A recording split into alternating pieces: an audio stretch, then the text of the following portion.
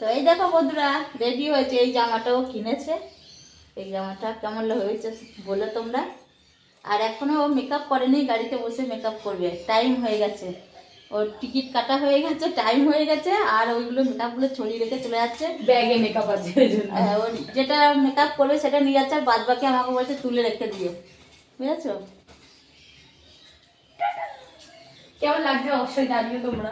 হ্যাঁ অবশ্যই জানাবে। টাটা। Tata tata. হ্যাঁ টাটা।